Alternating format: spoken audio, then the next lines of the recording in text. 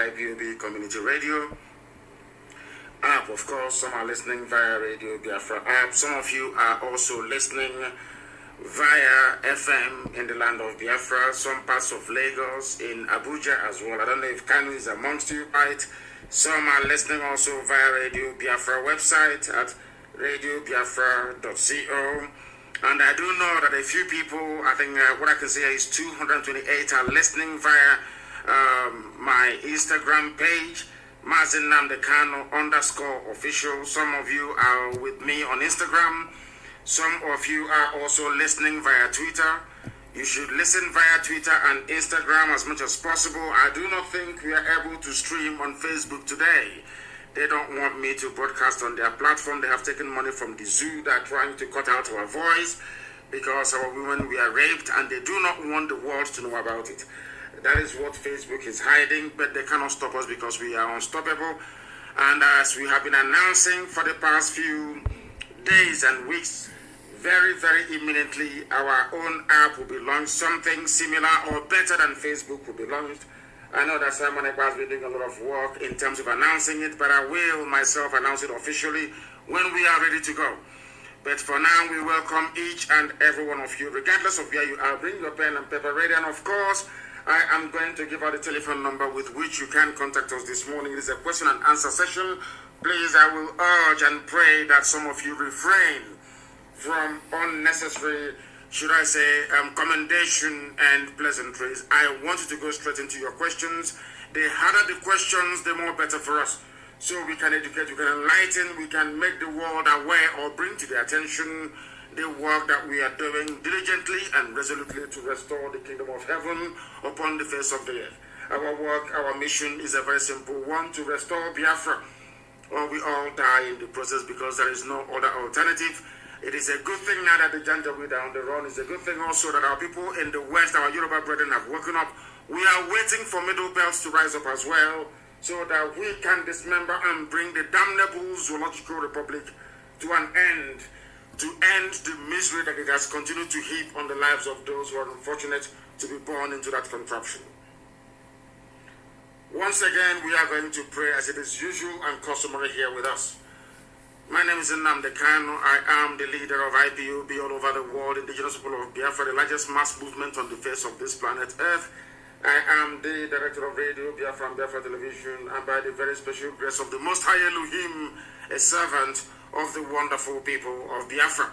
As I have welcomed you, please endeavor to welcome other people, endeavor to share your link as far and as wide as possible, that others may also participate this very morning. I am not sure that the advertisement for this program went out far and wide, but we are here all the same, and I'm sure by the time we get to the 30th minute of this program this very morning, afternoon, and depending on where you are, a lot of you will be able to join us, because I know that some people are still sleeping, especially those in the time zone adjoining that upon which Biafra sits, which is 1 hour before Greenwich Mean Time.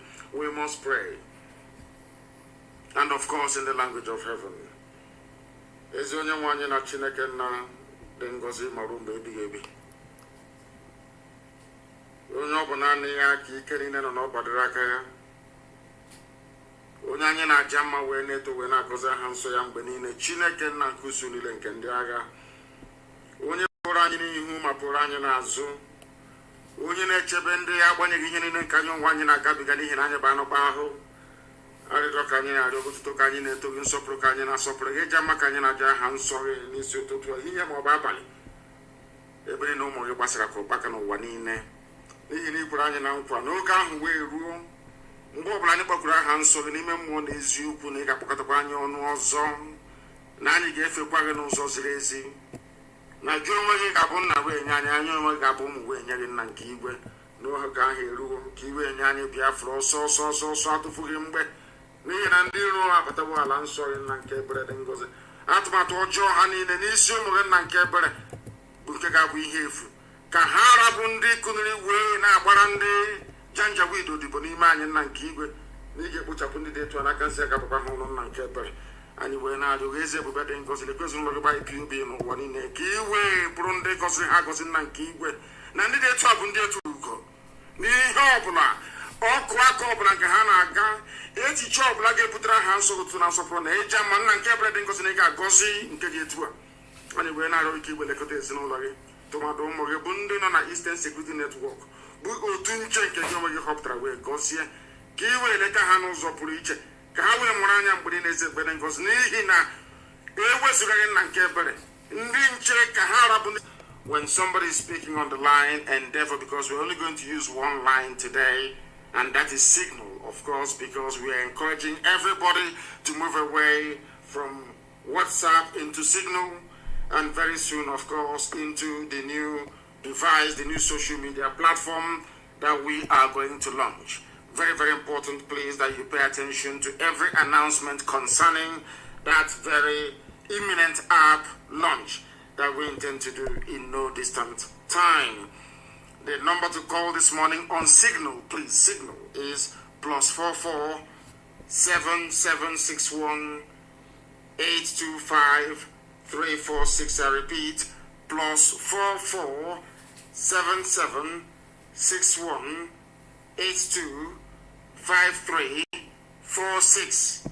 I do know that a lot of people are still sleeping, but we are here now, and once you try to contact us, I will accept your number, and then you will be able to speak to us.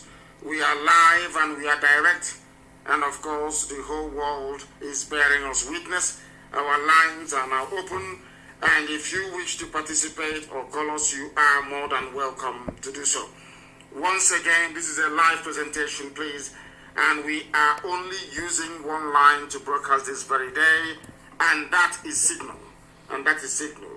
And might I also remind each and every one of you, if you have not prayed for IPOB, if you have not prayed for this very noble family, of course, those that are guiding us, ESN, if you have not prayed for Eastern Security Network and for the coming of Biafra, I do suggest that you do so immediately. Let us go and take this call. Our very first caller this very morning, afternoon or night, depending on where you are. The caller on the line, can you hear me? Please, your name and where you're calling us from, and then your question, please, if you may. Yes, sir. Good morning to you. My name is Chinedu Mwosu. Chinedu Mwosu. From Hungary. From Hungary? You're calling from Hungary? Yes, sir. Please go ahead. We're listening. Please, I want to ask something. All these Efulefu, because all these Efulefu and their children with their entire family, what is going to be the situation when we restore Biafra? Are they going to be in Biafra land with us? Because if they continue to be in Biafra land with us, the same thing will be applicable. The same thing their father did is what they're going to do, just like Nneamwodo. What is going to be their condition in Biafra land? That's what I want to know. Their condition will be what it has always been and what you said is going to be. Those who are complicit in the murder of our people, those that worked with Janjaweed to try to enslave us, they will of course be tried and hanged in public. Those of them that have risen up against us will be tried and hanged in public without any apologies. We have said that before, we're saying it again, because we understand the damage or the extent of the damage that they have done or inflicted upon our people. We know that they are responsible for the delay in setting us free for Biafra to come. We know the work that they have been doing, and we are not going to spare them. They will be tried, because Biafra land will be a land of law and order. We are going to obey the law. The law will say that they need to be tried. We are going to try them with, of course, based on evidence before any court of competent jurisdiction. Once we do that, or we determine their guilt or innocence, then they will be dealt with accordingly. If they are guilty, they'll be hanged. If they are innocent, they'll be set free. It's as simple as that. Okay, sir. Thank you very much. Thank you very, very much for that very interesting question this morning. Anybody, if you are involved in the sabotage of this very great effort to restore Biafra, if you are part and parcel of those who are conniving and conspiring to make life difficult for Biafrans, believe you me, that you will be tried for it. If you try to send us a message, it will come to, if you try to call for the very first time, it will come as a message. I will accept, and then you try and call back. That is the way it works. You will then try and call back. I know that it's a very complex system with signal, but that is the way it works. The caller on the line, can you hear me please? Your name and where you're calling us from, if you may. Good morning, my leader. Good morning to you. My name is Onyedika Kachi. I am calling you from Neu-Ulm, Germany. My leader, I greet you for all the things you've been doing for Biafrans. Thank you very much. It seems where you are is very cold, is it? Where you are, is it very cold? Yes, it's very, very cold, sir. Yeah. I can imagine. I can hear it. I was the one who asked you a question when you came 2019. Yes, in München. Okay. So when I was in Munich. Yes. Go ahead. Yes. So my question is please, it's just like a suggestion. Well, I'm asking, please, if you can ask, put it to unknown government to go after all these our saboteurs we have in Biafra land, because if we don't, that is the first thing we need to do. Please, it's getting on me here that I'm not there and I'm not useful, to this kind of situation going on, because I love to do something. Because here we are, they are chasing us around everywhere in the world. We are not safe. Okay, we are not safe. All right. Thank you very much, my leader. That is just what I want to add up to. Thank you. Thank you very, very much. We don't know who they are. Those saints, those avengers of the blood of the innocent. We don't know who they are. Some of you call them unknown gunmen. I have joined you in calling them unknown gunmen. They are, to some people, saints, sent by heaven to avenge the death of the innocent at the hands of the zoo security agencies. And from what we have seen that they have been doing so far, some of you have been hailing them. As for me, anybody who is involved in the death of the innocent do not deserve any mercy. So I am asking everybody who works for the police, for the army, make sure you are not on checkpoints in Biafra land. Make sure you are not involved in the killing and molestation of the innocent. Make sure that your hand is not soiled, because if you do, all these sins will be able to locate you. That's what we are saying. And in time to come, of course, we don't know who they are, but as time goes on, they will be able to answer every prayer that all of you have been making, every legitimate prayer regarding those who have been who have presented themselves as stumbling block towards our emancipation. I have a caller again on the line. This caller, can you hear me? And thanks for your patience. Your name and where you are, please. My name is Chimdike Obonaya. Chimdike Obonaya, where are you calling from? I'm calling from Conroe, Texas, very close to Houston, Texas. I was the last caller the first time during the weather incident in Houston when you were in Houston. Oh, okay. And I was the last caller on that day. We got disconnected. I tried multiple times, and thank God I'm able to get to you today. Thank you so much. I'm an Omahian as well, Mazi. You are an Omahian? Glad. You are blessed. Yes, in the name of Mazi. Thank you. Which house were you in? Mazi. Which house were you in? I was in Niger House. Niger House, okay. Thank you. Please go ahead. Yes. Thank you. While you were announcing things that are points that my IPOB members and everybody, Biafra, needed to pray about, and I was hoping that you would talk about unknown government. We are seriously praying. I don't personally see them as unknown government. I see them as saints, as you see them as well. Thank you so much, Mazi, for all that. Please, Mazi, I have a few questions. You see, I have friends in Imo State who keep telling me about incidents going on, even from the SARS operatives and all these people, and still being supported and fully backed by the Fulani appointed Supreme Court. I will call him the Sarkin Fulani of Imo State. I love that name, the Sarkin Fulani of Imo State. I love the name. The Sarkin, he is not even an administrator, because he is working for Fulani Janjaweed. He is the Sarkin He is the Sarkin Fulani. I will do a special program on that idiot. I am going to expose him beyond the understanding of most people. Believe you me, that man is a demon. Hopu Uzodinma is a demon. And he has been moving and transporting our people to Abuja and all over the north. The same thing that we did. He thought that we did it and got away with it. But they do not know that the rain is going to fall and fall heavily upon Wike. I am making it abundantly clear. The rain will fall, not even rain. Hell, fire and brimstone will fall on Wike. Very, very soon, I assure him of that. For all the evil and atrocities that he has committed against our people, Hope Uzodinma is doing the same thing, moving and rendering our people to the north to be raped. One of the girls that was raped, airlifted from, what should I say, abducted from OBI-IGBO and raped, she underwent surgery and her womb was removed. I have the pictures only a few days ago in Lagos. Her womb was removed. I have the pictures. It is horrific. It is horrible. She was the one subjected to multiple rape. A very young girl raped as a result of what Wike did. And that is exactly what Hope Uzodinma is doing right now in Imo State. That man is beyond evil. He is the Sarkin Fulani of Imo State. As you have quite rightly tagged him. Please go ahead. Thank you, Mazi. So that was actually one of the things I was going to say, because my friends tell me that the incessant abductions is even increasing, and you see someone today and they go out and you don't see them anymore, and nobody can trace their whereabouts. So Mazi, if and I even saw about the incident today, yesterday in Anambra.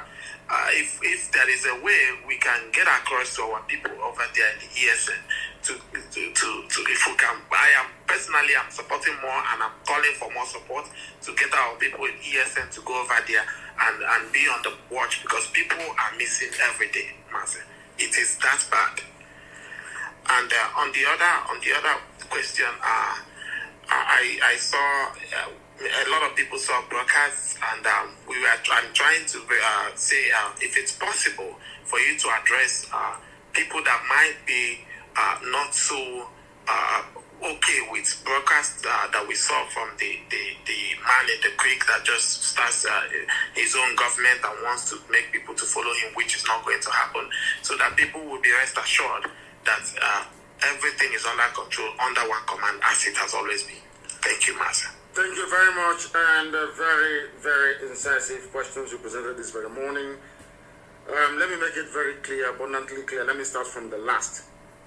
That we are not under any government. This is, I think, about the 6th time they have tried to launch a government. I saw the very mischievous headline from Nation newspaper yesterday, alluding to the fact that I had given my support to this very idiotic and ridiculous formation of any government. The only reason why I have not come out to totally condemn it was because they said it is a customary government. It is not the government of Biafra. It's just like the way you have the 12 Sharia states in the north. They operate a customary Sharia system that suits people of the Janjaweed, leaning. Those who are being controlled by the Fulani Caliphate. They have the Sharia in the north. Does it affect you where you are? Does it affect us in the south? The answer is no. So you can form any government you like. It can, maybe you and your friends can get together and form a government. Nobody's stopping you. It is called a customary government. Some idiots tried to form the same rubbish many, many years ago. Some of them tried to pressure me into forming a government. And I said to them, no. That before you form, our people are Republicans, they are Democrats by nature. Before you form any government, you need to get their permission. They need to mandate you to do it. You just can't wake up in the morning and insultingly say that I'm forming a government for Biafra. Somebody who is a Janjaweed, somebody whose allegiance is to Saudi Arabia, somebody that despises Israel, somebody who is a nobody, has no following. Even the wife doesn't follow him. You want to, anybody can, in the zoo, you can announce anything, and if you give them money, they will carry it. We know the work that DSS is doing. They even went as far as issuing an op-ed. Somebody wrote an article trying to extol the virtues, trying to insinuate that somehow this wonderful, noble, unbreakable family has been divided. And I said to the person that you are insane. Once you leave IPOB, you are on your own. You cannot take anybody with it. It's impossible. Because we are one family. That is who we are. One name under one command. Not two, not three, not four. People may try to seek relevance. It is in their nature. You know, when you run out of, let me give you a very simple example, my dear brother. Anytime you see a harlot, anytime you see a prostitute, anytime she runs out of money, she will put on a very small skirt and high heels and handbag with lipstick and wig, and she will go and stand on the street corner. If she doesn't have bread, because that is what she is used to. Anytime you have these hungry people run out of money, they try to make so much noise to attract the attention of the zoo government, so that their money can start flowing again. But I think the zoo have now sourced them out, that they are nobody, that they are insignificant. Coming to the abductions that you talked about, we know what is happening. And that is why I don't know who the unknown gunmen are, but I'm praying for them. All those people, I am praying to God to please put it in the minds of the unknown gunmen to go and find those who are kidnapping our people and deliver judgment to them. No, they will not deliver. They will send them to Chukwu to judge them. That's what we are praying for. But if you think that they're going to go scot-free, then whoever thinks along that line is very much mistaken. They are all going to pay very, very dearly for it. If you look at how the zoo is now progressing towards disintegration, what we have been praying for and working for very many years has now caught on in Yoruba land. I know that now that Baya Debanjo is the new Afenifere chairman, or should I say the president of Afenifere. A very wonderful, wonderful development, because he is a man of his words. And the likes of Ibagani Adams are now saying the right things they ought to have said many, many years ago. And the very young man, Igboho, is doing very well, saying what they should have said many, many years ago. And you can see how things are progressing. We are only waiting for the middle belts to rise up as well, and the zoo is history. Forget all the nonsensical garbage about constitutional force. You do constitutional force majeure with people who are reasonable, people who are sensible, people who are amenable to reason, not Fulani Janjaweed. They don't understand it. What they need is war and chaos, and that is what they're going to get. Look at, do you know that they no longer go to school in the north? The zoo is almost gone. And as I said, if you have not gotten your Somali visa yet, please try and do so, because the zoo is imploding and imploding very, very fast. All those involved in the abduction of our people, very soon they will receive their own judgment. That I can assure you categorically. And thank you very, very much for calling. And wherever you are, as you pray for ESN, pray for IPOB, also pray for those saints. They are saints, sent from heaven. They are called unknown gunmen. But to me, they are saints. Thank you very much. Thank you very, very much. Our lines are open. You can call us a very brilliant, a very wonderful call. Wherever you are, please, we welcome you. This is Radio Biafra Live question and answer session. We used to do this every Friday until some things caught up with us, but we are here back once again answering very difficult questions. No matter how difficult those questions are, we shall answer them. The caller on the line, can you hear me, please? Your name and where you are. Good morning, Mazi. Good morning. My name is Kenneth Nnachuku, calling from Germany, from Bremen, Germany. Your name is Kenneth. I want to know your proper name. That one you're answering is a Danish name. It came from Denmark. What is your proper name? My name is Umunna Nnachuku. Very good. Umunna Nnachuku, thank you very much. Named after heaven itself. I'm calling from where? Thank you, Mazi. I'm calling from Bremen, Germany. From Bremen in Germany. It seems only Germans are awake this morning, and those from Texas as well. Yeah. Please go ahead, you're listening. Go ahead. Yeah, Mazi, I just came back from work this morning, so I have to wait for your question and answer. So, Mazi, I just have two articles for you this morning, and I hope it will not be so difficult to explain them to me. One important thing I want to say is, I want to ask first is, we are having a very big problem here, and the problem we are having is a lot of us, we don't have a passport anymore. They are expired, and when we try to apply for our passport in the embassy, most of us that are in Facebook, that are really posting a lot of things about the disintegration of Nigeria, they are refusing us passport in one way or the other by not even giving us an appointment to get our passport. So, and we don't actually know what to do. Some people are running from Germany to Holland to go get their passport and just stuff like that. So, but now most of us don't know on how we go about this thing. So, it is a problem. So, I don't know how you can clarify these things for us, how we go about it. But a suggestion for it, how I thought, is like in Germany here, officially in Germany here, we are like not registered officially in Germany here, because like the IPOB women where I belong to, we are registered, and in Europe they have a way their law works. It's like every state have their own law. So as we are registered in Bremen, it's like we are registered under the law of Bremen. The people in Hamburg, who if they are registered in Hamburg, they are registered under the law of Hamburg, the state. Yes. And in Cologne, it's just like it's a proper federal system, as you have in the USA, a proper federal system. Every state in Germany has their own laws, and they implement it, they enact their own laws, and they implement it accordingly. It's a proper federal system. I have a very simple answer to your question. There is something called stateless statehood, which means you now have to, what we need to do is to perhaps instruct our lawyers. Mr. Mike is there, who is our deputy head of the Relations of State. We can get him to explore the possibility of trying to get the UN involved. And the UN, in this instance, they have no choice. Once you have been denied a renewal of your passport, you go to the nearest UN office or get your lawyer to inquire for you about applying for the status of statelessness, which means somebody without a state until Biafra is recognized. And they are bound by conventions and treaties to make sure that they issue with a travel document. Yes, go ahead. Yeah, because some of us started this very thing already. Like for me, I went already to the local foreign office where we renew our visa. Yes. Let me say where we renew our stay, like those of us who don't have the German passport or something like that.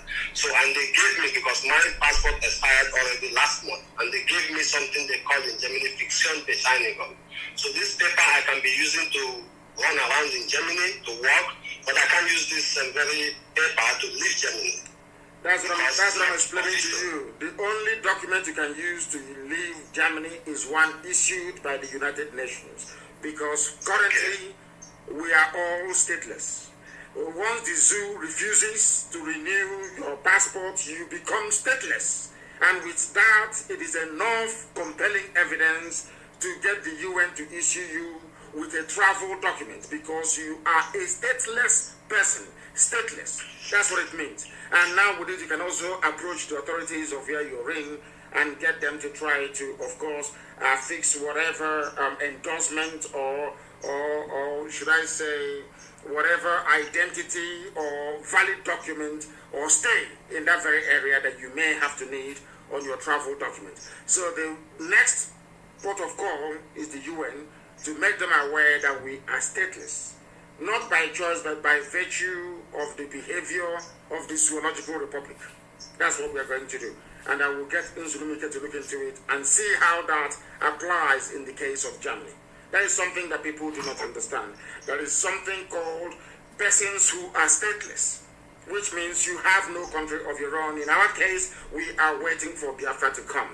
Where you have been denied access to proper documentation, as the zoo is now doing, then we go to the UN and we apply for this very status. As simple as that. And that's what we're going to do. So I will get Nzulumike to investigate it and then come back to us. Because what we have right now, especially in Germany, is not acceptable, and we're not going to accept it. Thank you very much for your call. Is that all you have to say? Okay, Mazi. Thank you, and remember blessed. Thank you very, very much. Our lines are open. This is Radio Biafra. We are live and direct. Your name and where you are, please. Sorry, I can't hear you. The caller on the line, I cannot hear you. Hello, good morning, sir. Good morning to you. Please, your name and where you're calling us from. Yeah, good morning. My leader, my name is John China Sokuchima, a regular caller calling from Aba. From Aba, please go ahead. Yes, my leader. May Chukwukabiyama bless you and keep you more stronger as they are pushing us to this our glorious land. My question for you this morning is I really wanted to know, because in our meeting last Saturday we deliberated it. We have some of our new members that are coming. I want you to clear air, because some people say that you say that we don't want to, we should close our books, we should not welcome new members again, no monthly dues. But some people are coming because of the way they see IPOB moving and the way we are on truth, and the whole thing they are doing is coming up. They wanted to join us. What do you do to them? I want you to clear, because they say that you say we should not welcome new members again. No. Sorry, let me cut you short there. No, they misunderstood what I said. I said in ESN, we no longer welcome new recruits into ESN. But as for ordinary family meeting, people can come in. But let me tell you the fear that we have. There are a lot of people who have been recruited by the zoo to identify our people for abduction. So where you have a temporary moratorium in place, where people are not being accepted, or should I say new members are not being accepted, it is for a very simple reason that we need to keep those who are there before secure and safe. And coming to the issue of contribution, yes, allow me to repeat. I do not want, there are no more monthly dues for the time being until I lift it. No more monthly dues in Biafra land alone. Outside Biafra land in the diaspora, people are allowed to continue to contribute. But in Biafra land, no more monthly dues in Biafra land. And I would leave it to the coordinators on the ground to determine those of them who should be admitted into our meetings. But for ESN, the door is shut, it is closed. No more. We have enough people and they're doing wonderfully well. And we need to make sure that anybody coming in is sensible enough, is understanding enough to appreciate the level of discipline required for you to serve in ESN. ESN is more disciplined than any army in Africa at the moment. And we don't want people to come in there to contaminate it. Thank you very much for your call. Thank you very, very much for your call. And I welcome it this very morning.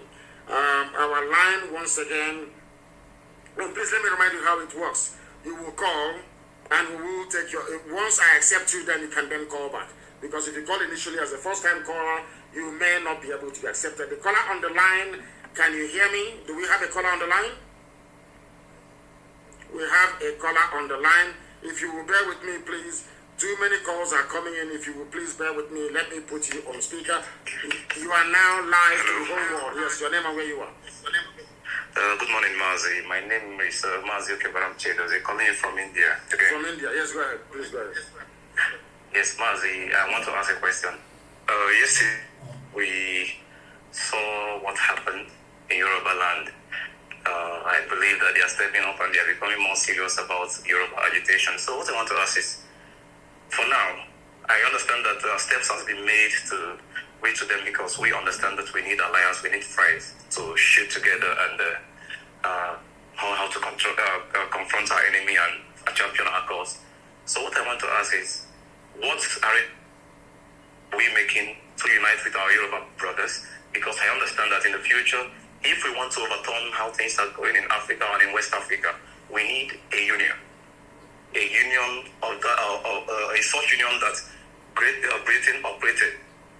We need the Yorubas, we need the Middle Belt, and even extending to our brothers on the Amazonia. So what kind of system do we think is viable for us to be able to change how things are going in West Africa today? And do we think this is the time, as we are fighting together, do we think this is the time to start championing for that tomorrow that we might need to change things in Africa? And on that basis, I want you to as well assure our people that have whatever in Yoruba, in the Middle Belt, and wherever they might have what they call their properties, that this union as well is going to protect their interests, and they should not be afraid of anything and come back home or join this cause on whatever accord they can be able to join.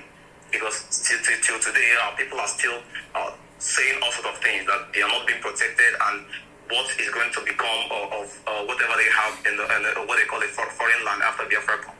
So I want you to, on this basis, assure them again that things will be, their properties and everything they have got there is protected. This is my question this morning. Thank you. Thank you very much, and I will answer your question. I will answer your question, and you should continue to listen very, very carefully. We are working very, very closely with our Yoruba brethren, working very, very closely with them. You must understand this very carefully. We have held a series of meetings and continue to hold a series of meetings. It's not hidden. I am not hiding it. That is the reason why we can do what we have been doing, what we've been doing. And that is the reason why our Yoruba brethren have now risen up, because they know that we cannot go behind their back to go and cut a deal with the Fulani, to allow a Fulani invasion of Yoruba land. As a revenge of what happened during the war, they know that is not going to happen. We have a very clear understanding. We know that our future and our fates are intertwined. We know the game that the Fulani Janja would have been playing for years, playing us against each other, whilst they remain at the helm, impoverishing everybody. That era has come and gone. We are one with the Yoruba people right now. And let me repeat, you talked about development across that very sub-region. All the way from Ambazonia to the Middle Belt to Yoruba land, all the way along the coastal lines of West Africa. We are going to give them free oil and free gas. Very, very important, starting from Yoruba land. Rather than having Dangote refinery, what we are going to do, we'll use that same pipe laid by Dangote from Bayelsa all the way to Lagos, where he's doing his refinery. The Yorubas will own it, and we'll give them oil and gas for free in perpetuity. The same thing we shall extend to Benin Republic. The same thing to Togo. The same thing to I think Ghana now, they have their own oil. Anybody who do not have oil and gas, we are going to extend it to them. Our mission is to develop everybody and to free everybody. Not just Biafra. Everybody has to be free, because it's called economies of scale. If they are doing well, you are also doing well. If they are poor, you are also poor. Go and ask Germany how much they spend trying to get every component part of the EU to be as developed as Germany is. Anybody should ask those of them that called us this morning from Germany, go and ask Angela Merkel, how much are you, why is it that Germany is bringing out so much money to be propping up the EU? Because they want everybody to be developed. Once people are developed, they can buy your goods and services. Poor people cannot buy power bikes. Poor people cannot buy, let's say, drones. Poor people cannot buy flat screen TV, the smart TV, no. They need to be rich. And now, if you have a company, let's say in Biafra land, manufacturing all these things, and there's nobody to buy it, what are you going to do? These are the things that we need to understand. That the well-being of your next-door neighbor is also to your advantage. We want to eradicate that mindset in a black person, that you should be the only rich man, the only cock growing in your village.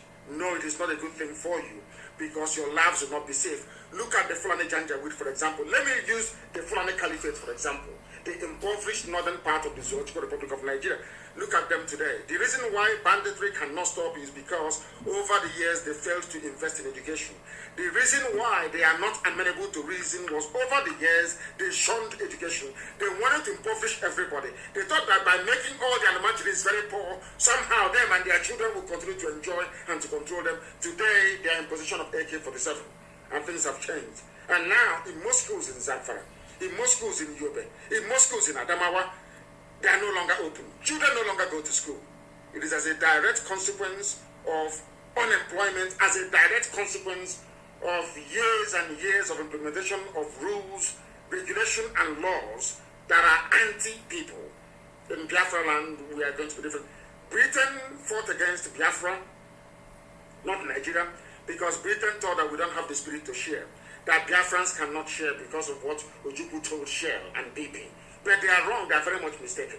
What our eternal leader said was that you don't come to blackmail me with something that God gave to me. If you want oil, we can give it to you, but you have to pay at the rate at which every other country is paying around the world. That was when Harold Wilson, the Labour Prime Minister of Britain, said that Biafrans are going to die. That he doesn't really care. He was a shareholder in BP. Then he said he doesn't care how many Biafrans will die, as long as they continue to get their oil and gas for free. That was why they supported the Fulani Janjaweed. And these are the things, the mistakes we have learned from. You mentioned people and their properties in the north. They keep saying this thing all the time. I have a 2-bedroom hotel in Jalingo. What is going to happen to it? And I say to them that you are very much mistaken. Your property is more secure if there is a Biafran than when you are in Nigeria. And let me repeat, your properties in the north is more secure if you have a Biafran independent nation than if you remain in the zoo called Nigeria. Because today, most people own properties abroad. For instance, I have a property in England. When Biafra comes, am I going to lose it? The answer is no. You know, the Janjaweed who are not educated keep saying, okay, Biafrans should leave. Once you leave, you take over your property. That is rubbish. That is rubbish, because let me tell you what is going to happen. It's very simple. If some of you talk about ICC all the time, International Criminal Court, where violators of human rights are being taken to for trial.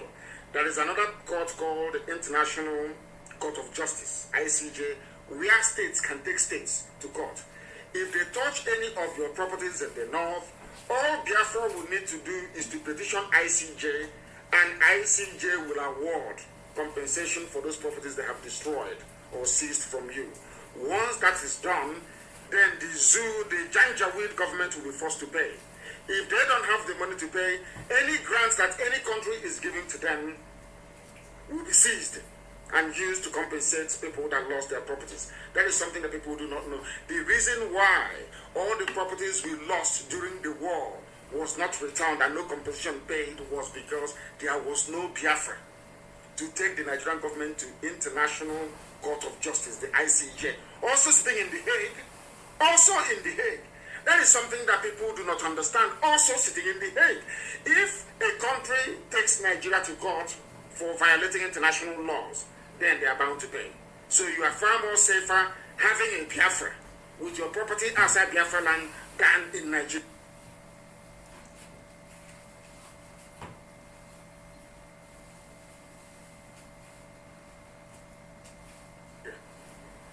I hope that is very clear. I have another caller on the line. This caller, can you hear me, please? Your name and where you are. Good morning, my great leader. Good morning to you. Please give us your name and where you're calling us from. My name is Mwabi Okechukwu. I'm calling for United Arab Emirates, Dubai. From Dubai, a very beautiful and wonderful place. One of those who operate a truly federal system, because Abu Dhabi is free, Dubai is free, Qatar is free, and one other one as well. I've forgotten the name. There's a few of them. They operate a proper federal structure. And that is why everybody's running to Dubai. Everybody wants to go to Dubai.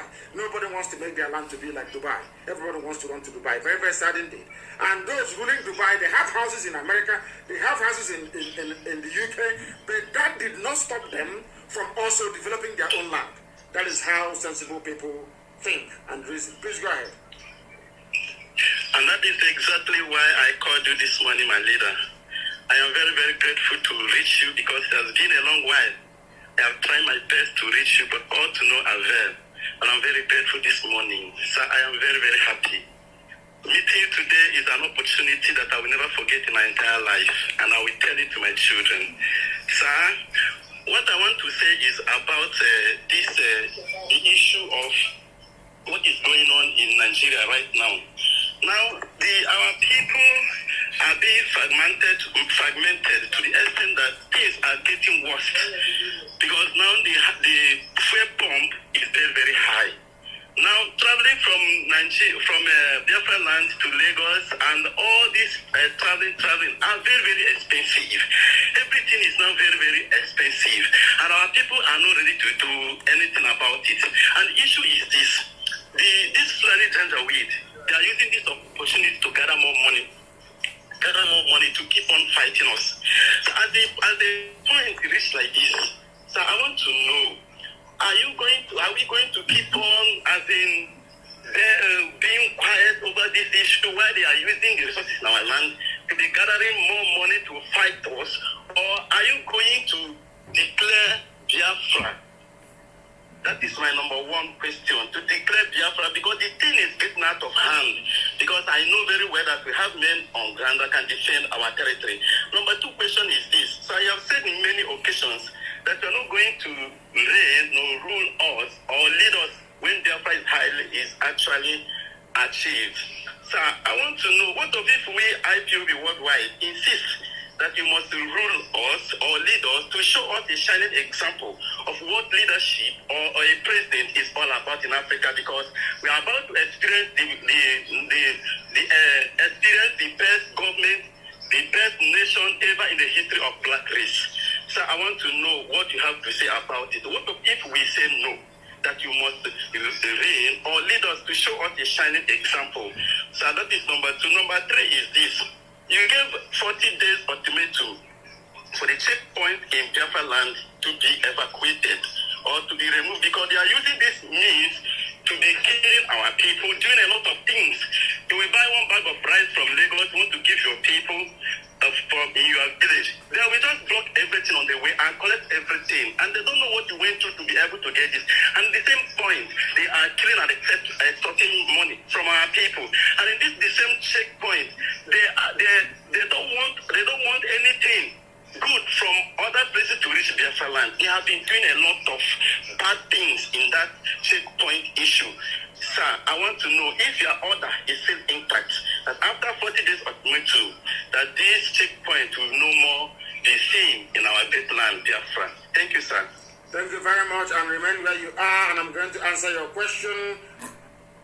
After 40 days, there will be no checkpoint in our land. They will try, because they are following their Janjaweed. They want to show the world that they are in power, they are in command.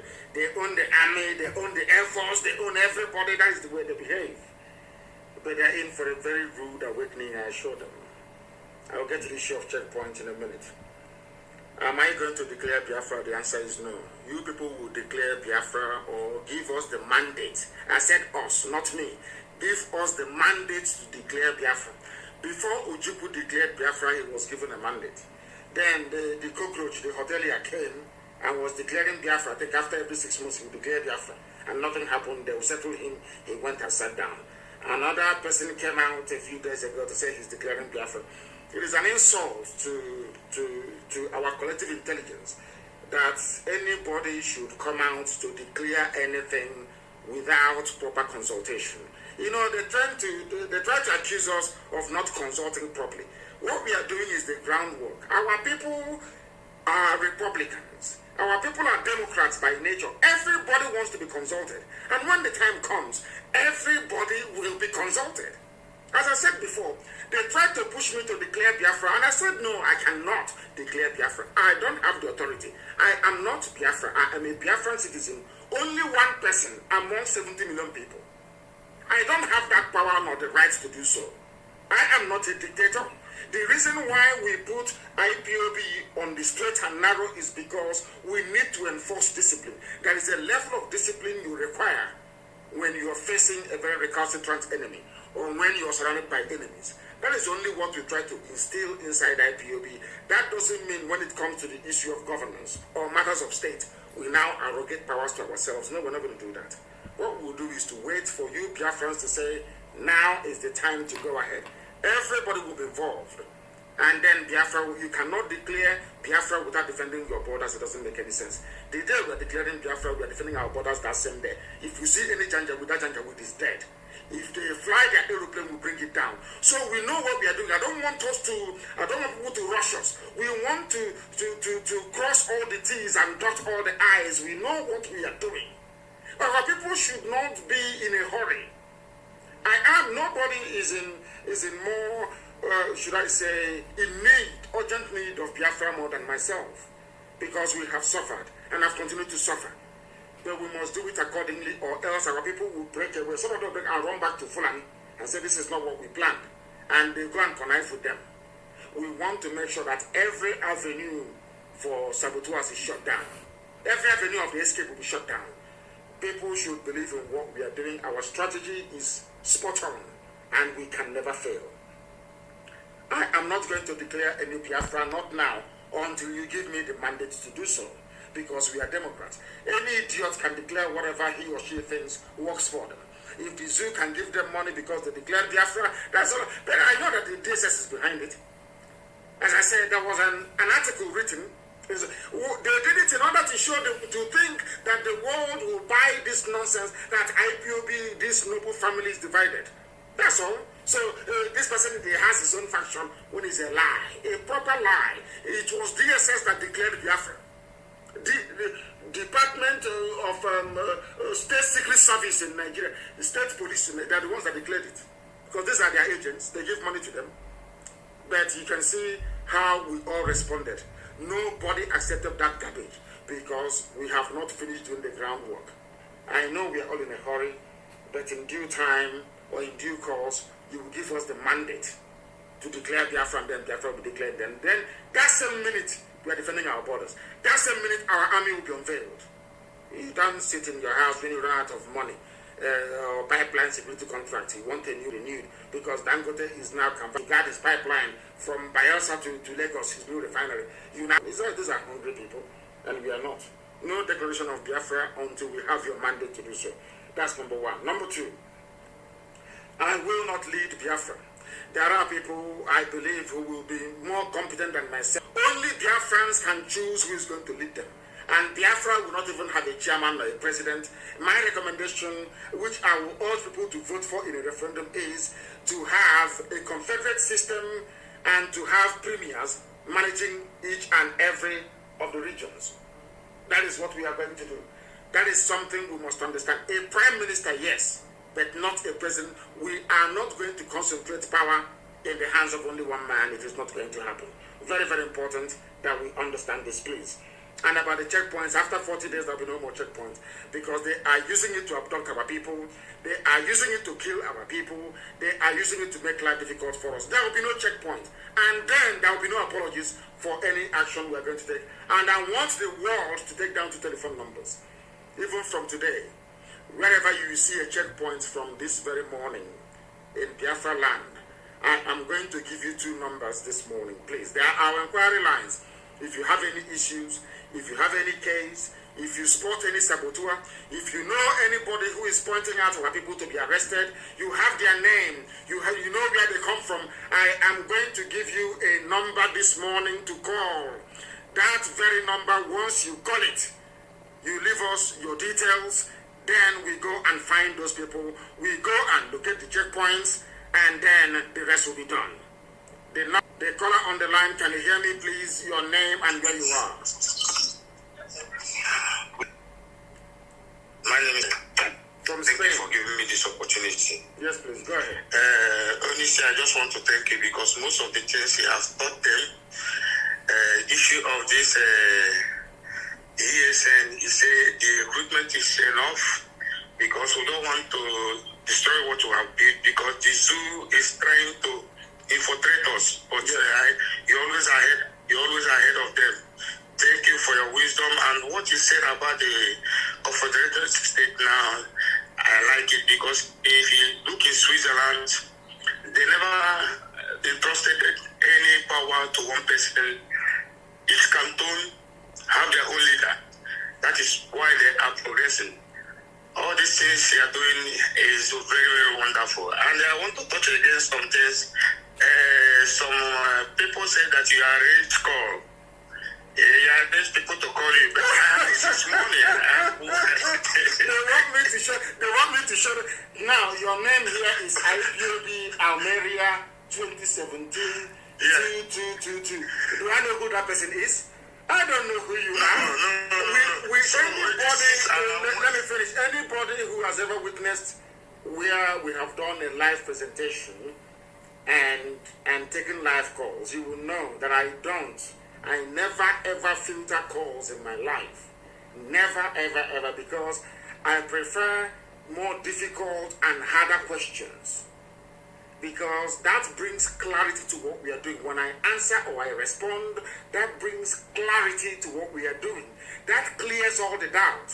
That is why we welcome it. Please, we do not filter any calls. If they want me, maybe next week Friday, by the grace of the Most High, to record our entire, to actually relay it live by video, using 2 or 3 cameras, I will do so. I do not filter any calls, and I will never filter any calls, because I believe there is no question Chukwu Kikabiama will not give me the grace to answer. Please go ahead. Please continue what you are doing. All this is distraction. There's one thing people don't know. Immediately you step out of this global family,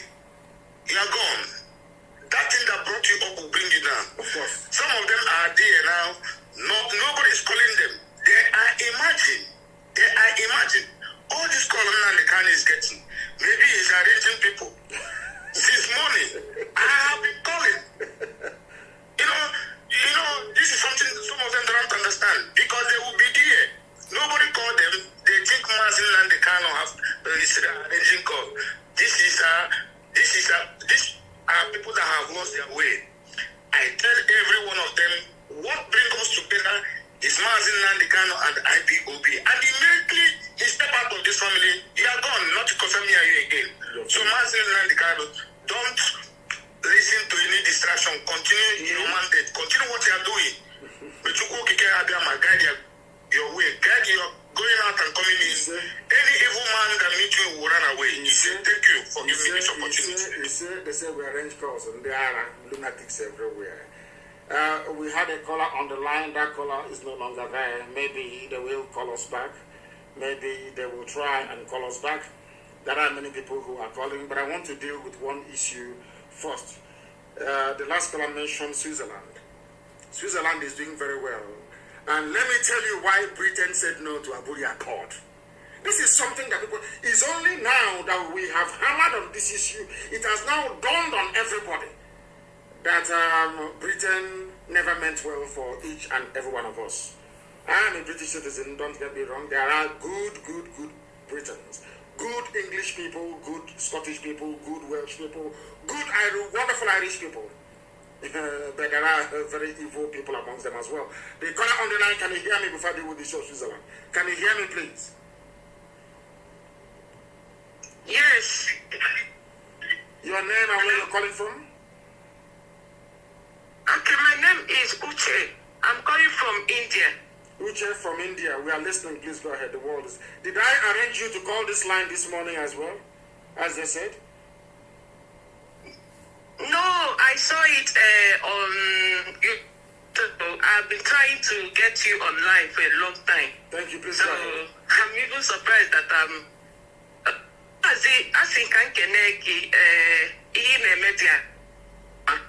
Thank you. So, just so for... Can you speak English for us, please? Because Biafrans are all over the world. Some of them were even born outside Biafra land.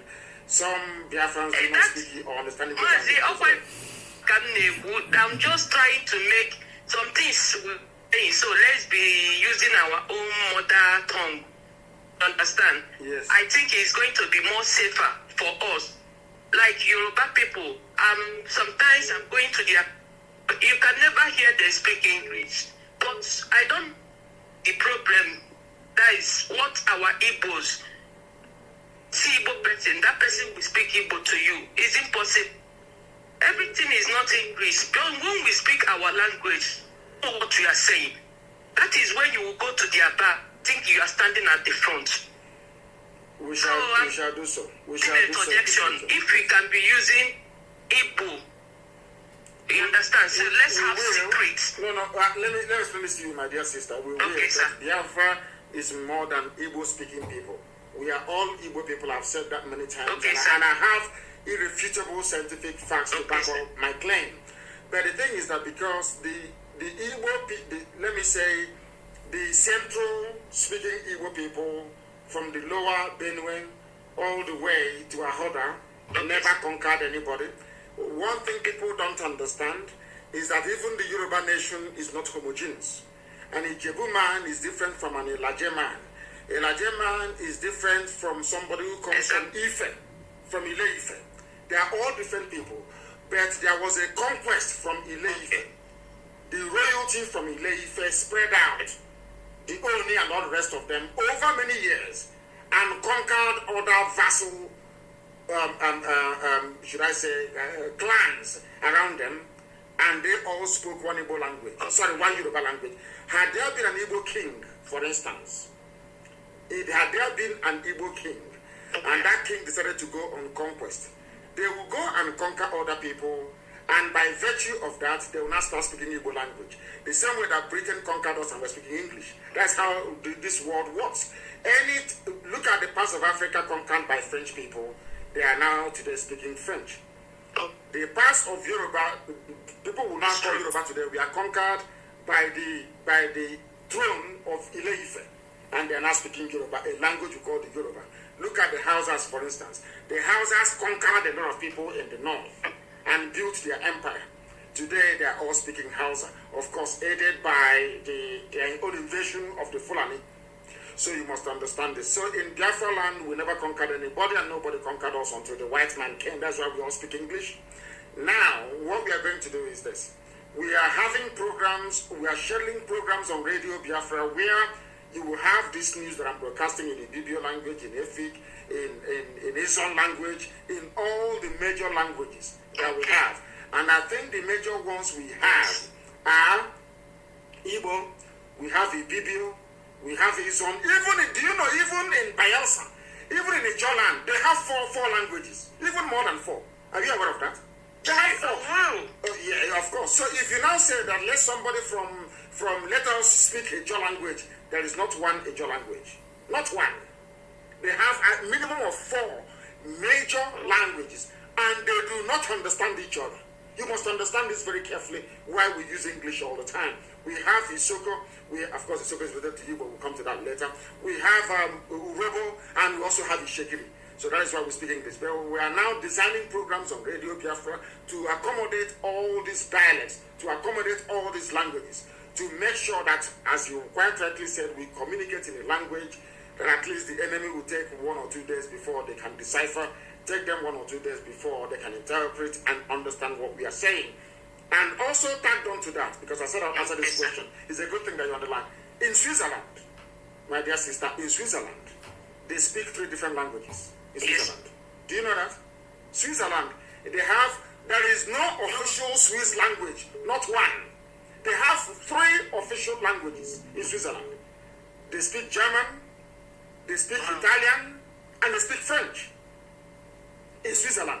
So depending on the canton you're in, what I was alluding to earlier is the fact that you can see how successful Switzerland is. They run a confederation. You can see how successful the UAE is. They run a confederation. You can see how successful the United Kingdom is. They run a quasi-confederation because Wales have their own parliament, they make their own laws, they speak Welsh language. Do you know that in Britain, it is not only English that is the language in Britain? Are you aware of that? There is something called Kanu, which is Welsh, yes, of course, in Wales. The same United Kingdom, the same Britain, the same UK, they speak a different language from English. The same UK, they speak Celtic language in Scotland. The language of Scotland is Celtic. They are Celtic people. In Wales, they speak the Welsh language. It is not English. Not English, not at all.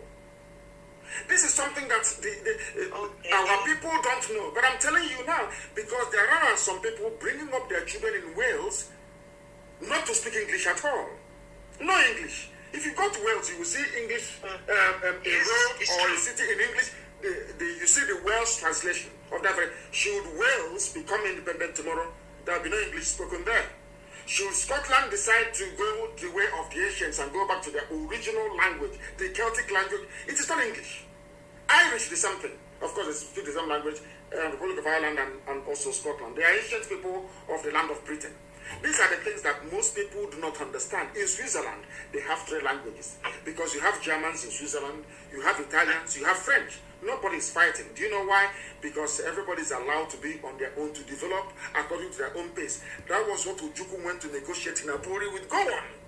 Gowon saw sense in it, but as soon as they got a call from the British High Commissioner saying refuse it, Gowon and the Fulani Janjaweed never asked themselves, why would Britain not want us to implement this very act? Why would Britain deny us what they themselves have? Because we are black people, we never reason along those lines. That is the reason why the zoo is in a mess today. But look at Switzerland, they are doing very well. UK is doing very well. And UAE is doing very well. Exactly. They don't want us to have the same thing, and that was why there was a war. People don't know this. Nigeria did not fight a war because of secession. No, they fought a war between those that wanted restructuring and those that did not want restructuring. There's something happening today. And Nigeria will go to war again because I don't know why that is so personal, because it's happening in this India. There is a place they call Tamil Nadu. Tamil Nadu, yes, I know Tamil Nadu. Bangladesh, I mean to say. Yes, Bangladesh. Bangladesh for India. But now, they have their own country. Are you getting me? So, there was no war. They just settle everything amicable. Now, I'll be thinking, how is all this Nigeria thinking?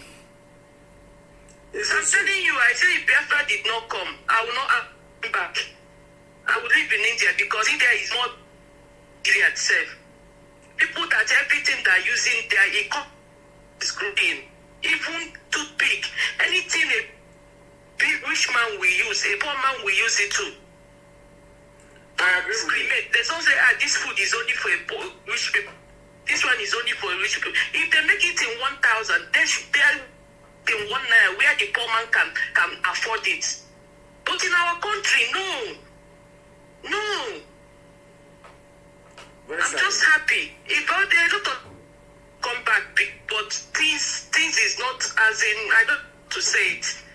Okay, look at it this morning. Someone sent me hometown, Okija, that's still doing it. That somebody killed a young guy and they take up his head. You know, I will send you the video. So, I'm saying is Firami people. Some people are saying is you know, so we don't know. We are still making investigate to know what. I don't want you to despair because your line is breaking up. Your line is breaking up, my dear sister. And let me answer some of your questions. All this nonsense are happening because we are in a place called the zoo.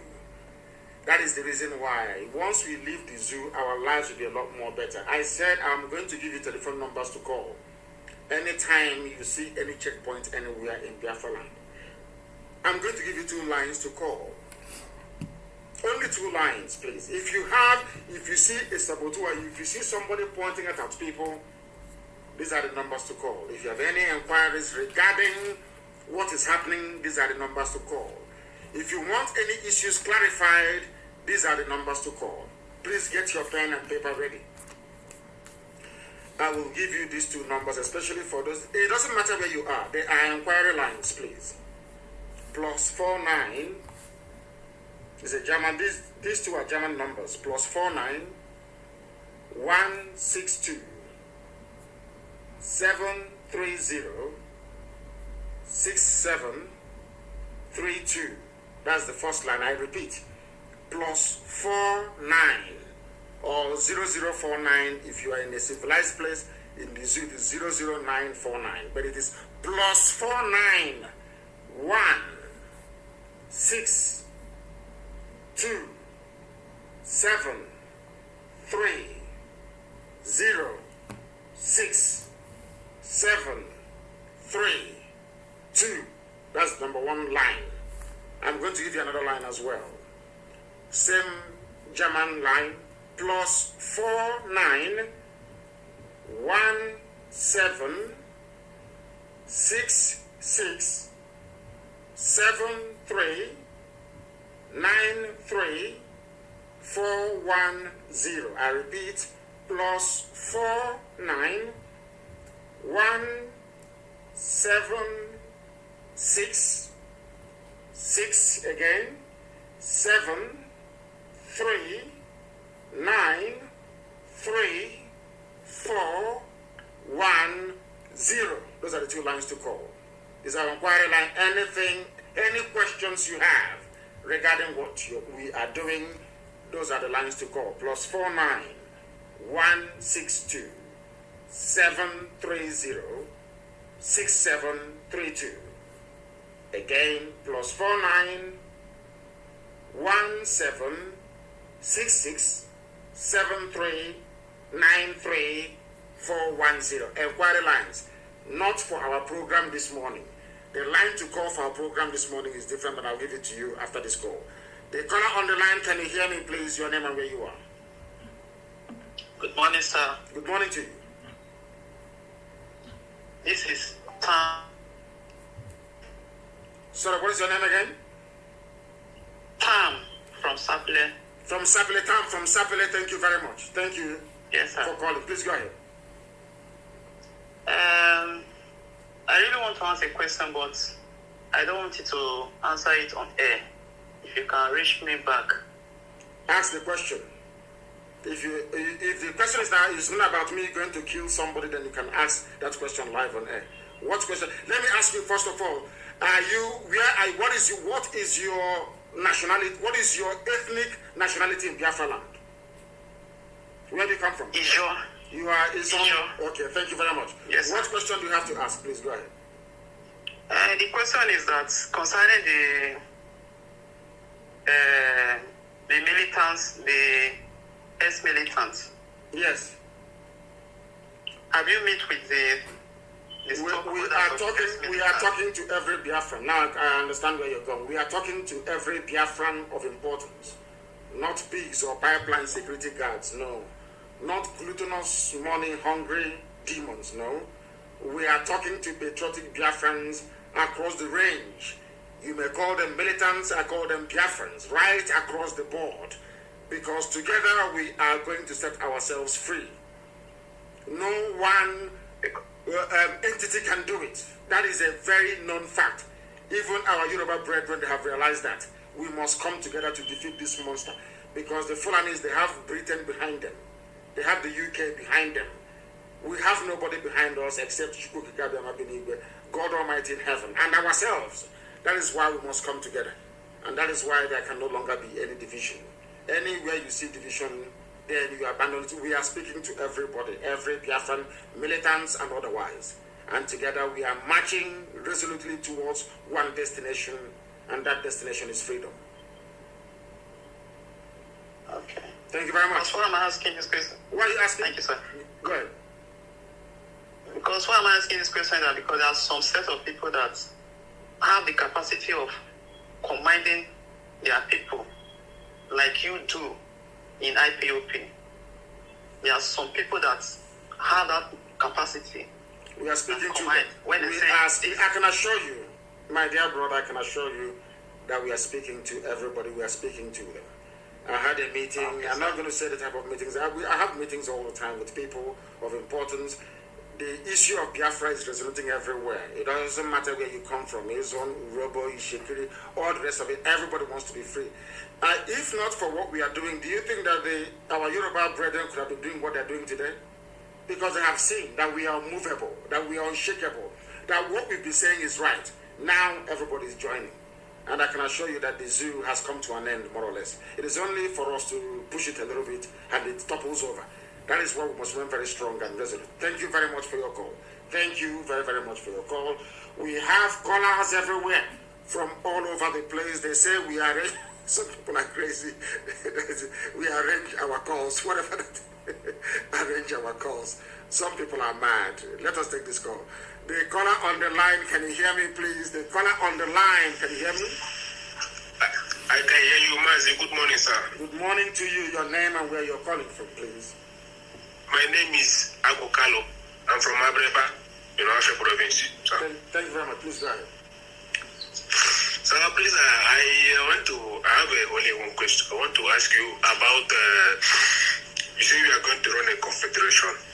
And I want to ask you, what about our monarchs? Are you going to demolish all this monarchy? Everything will be up to the people to decide. We are going to have, Biafra is going to be a democratic nation.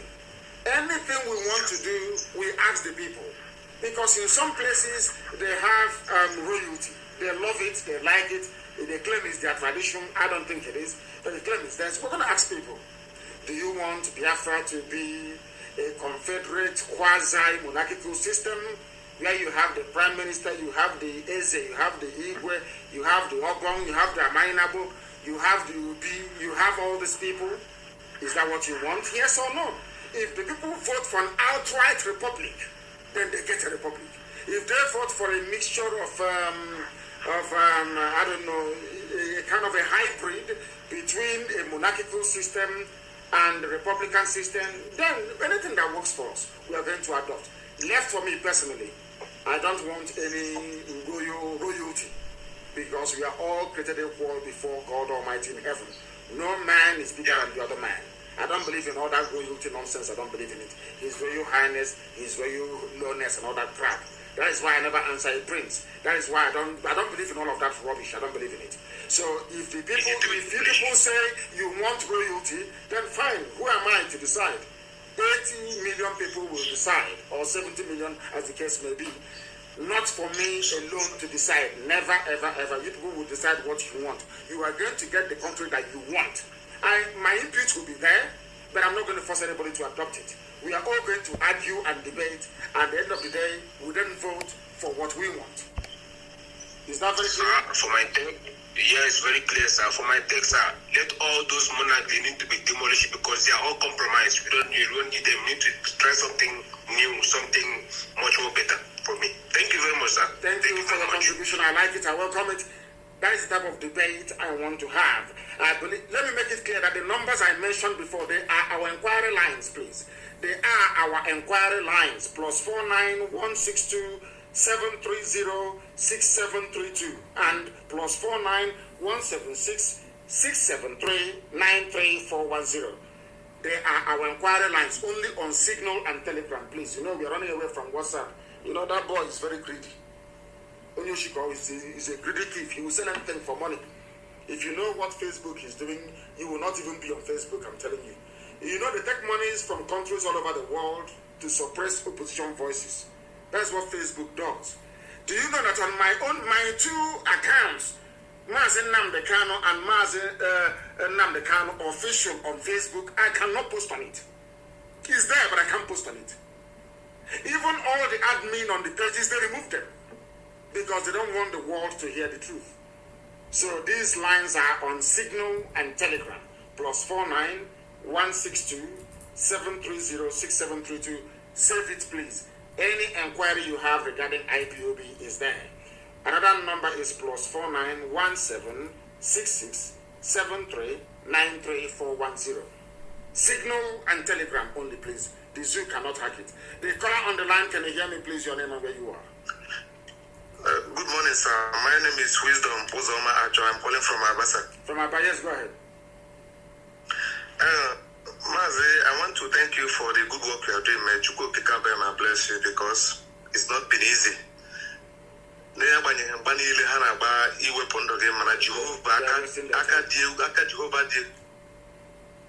was in their time. Go ahead, please. That was in their time. Go ahead. So I would really want to thank God because God hand is upon you. And my first question I want to ask, before the white man came, my father told me that we have been circumcising our male child here. Before Britain came, we have been circumcising the male children here, our male child. Then secondly, who handed Nigeria over to Fulani? I don't just know who handed Nigeria over to Fulani, and they are terrorizing everybody, killing everybody. And how old was Zeke and Awolowo when they did the amalgamation? Who was there when they signed those documents? And Britain has been suffering us for all these years. I don't just know who handed it over because I'm confused here. No, nobody handed over anything to them. They just came, saw, conquered, and took everything for themselves. And when they were leaving, they had a choice of either handing over power to Azikiwe, who is the only frontline nationalist never to lead his country, so to speak, or a nation that he helped to liberate. And let me go back to the question. In 1914, when they amalgamated, there was no Zeke, there were little children, no Awolowo. You should ask yourself, where were our fathers then in 1914? Nobody was consulted. Only one white man and one white woman, they sat down together somewhere in Lokoja after drinking brandy and whiskey. Decided that these two should be together. And why did they amalgamate the North and the South? Because the North was poor. When they keep trotting out all these, their lies, they had granite before they discovered oil. We had granite. Granite was sustaining Nigeria. Imagine the lies they tell themselves in the North. When the documents, the zoo people don't read. Nigerians, those animals, they don't read. The amalgamation papers are there. What does the amalgamation paper say? It says that the reason they asked Lugard in the House of Commons, why are you amalgamating the North and the South? Lugard said because the North is poor. The North is not viable. They have been poor from the beginning. They are parasites, and they are poor till today, and they will remain poor forever and ever. That's how Chukwuka made them. Now, coming back to what you said about Zeke. Zeke, I don't know if it was about 4 years old. I think Awolowo was, maybe 2.5. I don't even think then that Ahmadu Bello had been born.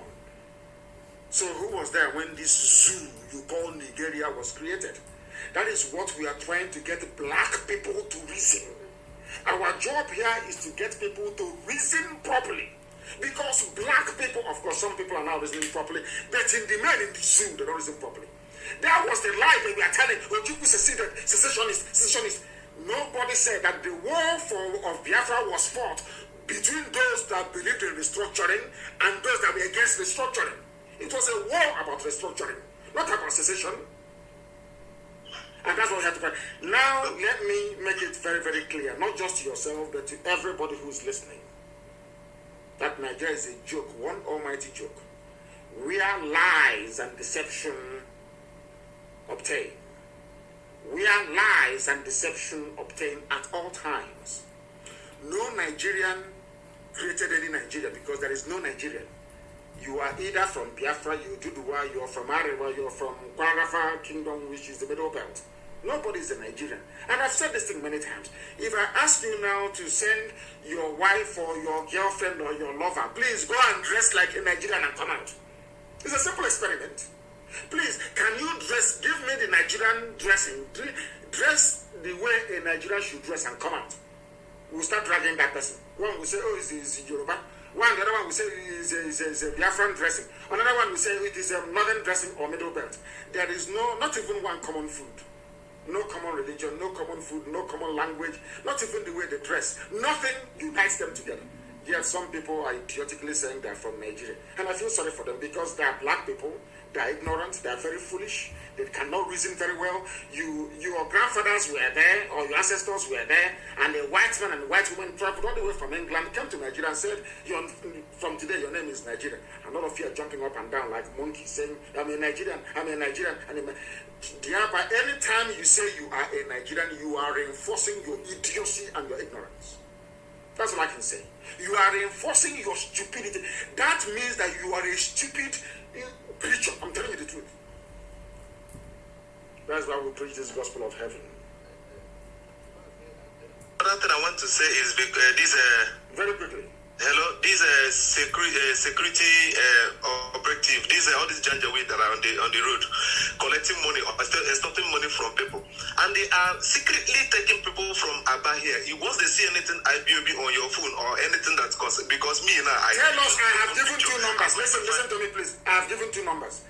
Anywhere you anytime you see such a thing happening, I don't need to complain anymore. Just report the checkpoint or the police station they came from. And you hear the story afterwards. That is all. Anywhere you see them our brothers. Listen to me. Listen again. Anywhere you observe them doing all these things, call one of the lines. Anybody they are using, give us the name of the person. That's all.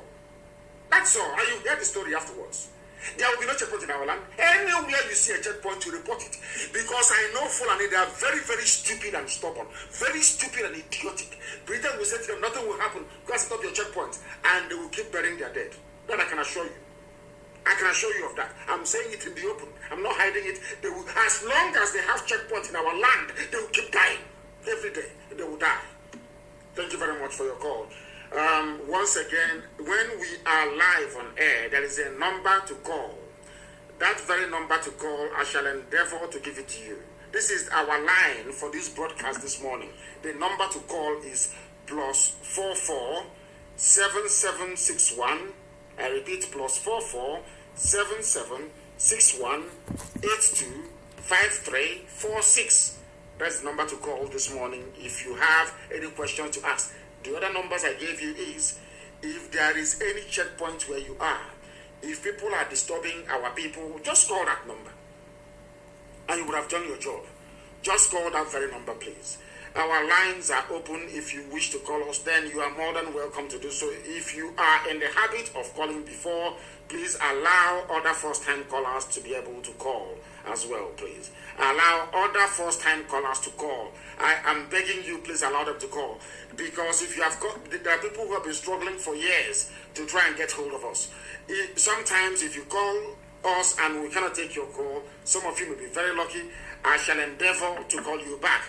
I have a caller on the line. This caller, can you hear me? Your name and where you are, please. Good morning, Mazi. Good morning to you. Please, your name and where you're calling from. My name is Obejo Fobidiko Koye. I'm calling from Sri Lanka. From Sri Lanka. I'm really grateful. Hold on. Yes, I'm calling from Sri Lanka. From Sri Lanka. Do we have a family in Sri Lanka? Is there IPOB family in Sri Lanka? Yes, we have an IPOB family in Sri Lanka. Wonderful. Please go ahead. Just to let the world know that we're everywhere. Please go ahead. So I'm really grateful to reach you this morning. So thank you very much for the wonderful work you are doing for the people of IPOB and the people of Biafra. Thank you. Go ahead. So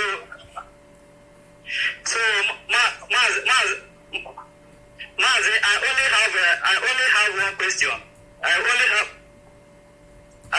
one question to ask. My question is like this. We are waiting for your question. Money that is in the... Sorry, go ahead. What did you say? Yes, I said, what will happen to the Biafra money that is in the school account if Biafra is restored? We'll collect everything from them. We know they're holding our money. We will take everything the zoo has, we're going to take from them. Everything of ours they have at the moment, we are going to get from them. It is easier for us to get our stolen properties back from the zoo with an independent Biafra than for us to be living in the damnable zoological republic. Thank you very much for your call. Thank you. Somebody said the number again.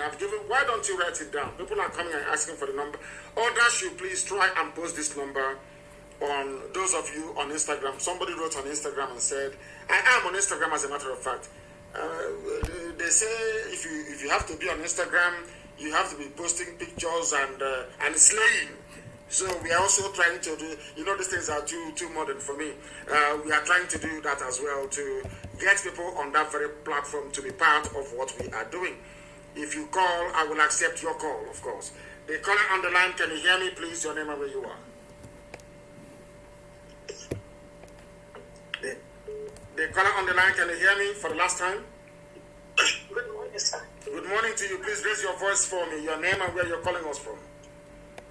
Okay, my name is Nkiru Kawanko, calling from Spain. Nkiru Kawanko from Spain. Please go ahead. We are listening. Okay, sir. My question is this. I want to know what will happen between the Itu people and the Yoruba. How are we going to rectify it? Because some of them are believing that the Yoruba opinion is from Ile-Ife, is not a citizen. Yes. Then, if Biafra comes, what would be the difference between how are we going to settle with the Yorubas on that issue? We are going to, very simple, you ask the people. We are not going to be like the zoo. We are going to ask the people of Igodo, especially within the Benin Kingdom itself. I don't want us to confuse Benin Kingdom with the whole of Edo. The whole of Edo is not Benin Kingdom. Because we have Igbo people inside the Edo state. They are not part and parcel of the Benin Kingdom.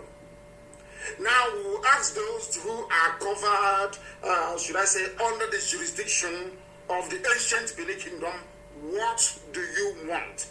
They will tell us if they want to be part of Biafra, or if they want to be part of Oduduwa, or if they want to be on their own. I gave an example many years ago, even before I became convinced, even before they lectured me about the history of Igodo land. I said it, that what my preference would be to give Benin monarchy the status of Monaco you have in France. France is a republic. Because that is why this person answer is very good, to enlighten and to educate. France is a republic, but inside that republic, you have Monaco. And Monaco is a principality, not principality, the one the Pentecostalists pray about, the realm of Satan. No, not that principality, please. We have the very beautiful principality of Monaco, operating under a republican nation like France.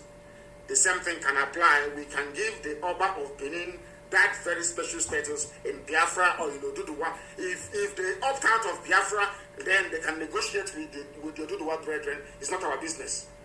But if they want to be part of Biafra, then my personal preference would be to accord the throne of Benin Kingdom is one that I respect very much. They fought the British. Okay, I respect them, but the people will decide. Yeah, go ahead, please. Okay, why am I asking this question is that the real Igbo people are fighting back for their land, and the OBI-IGBO have been selling their land out. So if those land can be retrieved back, or what will happen to them? Because the ancestral land are being taken by most of these traditional rulers and kings and the Obas. No, the rightful owners of the land, because sometimes in history they will ask you, how far back do you want to go? Let me go back to Britain as an example once again. Do you know the English people you hear about who are dominating UK politics? Do you know the English people? If I ask you now, where is England? You say England is in the United Kingdom. Is that not correct? Who is the ruler of UK? Is the Queen of England. The Crown of England is the one that rules Ireland, Northern Ireland, that rules Scotland, that rules Wales. That very House of Windsor. They will produce the head of state in perpetuity, or until the people say, no, we've had enough. We want to become a republic. Now listen to this. The English people are not original to the British Isles. The owners of Britain are the Welsh people and the Scottish people and the Irish people. They are the Celtic nations. They are the owners. English people only came with the invasion of the Normans. But before that, there were the Saxons. The Saxons came, and the Angles came. That's where you get the word English language. The Angles from Denmark. Understand this very, very well. That's why they call them the Anglo-Saxon people. The English people you see today are more related to Germans from Lower Saxony than they are related to Scottish people and to Welsh people. Allow me to repeat. So if you now say that if the original owners of the land of Britain, the Isles, or the British Isles, which is the Scottish people, the Welsh people, were to say, this is our land, then what happens to the English people that are there today? How far back in history can you go? That is the problem we are going to have with Igbo, and we must be very, very careful how we deal with it. How far back do you want to go? Do you want the crown in Benin City to now go back to Ife? Then what happens to the children and all the people, all the villages that have been formed over the years as a result of the presence of that very kingdom that you have in Benin City? English people are not original to UK. They are original to Lower Saxony in Germany. They are original to Denmark, the Angles. In 1066, I think if I'm not mistaken, the king, a French king, conquered from Normandy. The Normans, they came, his name is William. William the Conqueror, he's called. He was the one that came at the Battle of Hastings. That is why there is a place in Kent. The name of the village is called Battle.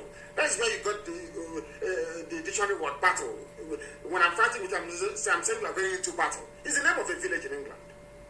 Why was it adopted and put in the dictionary? Because that was where the Norman king from France, from Normandy, his name is William the Conqueror. He's not British, he's not English, he's French. He was the one that conquered the Celtic kings at the Battle of Hastings in Kent today.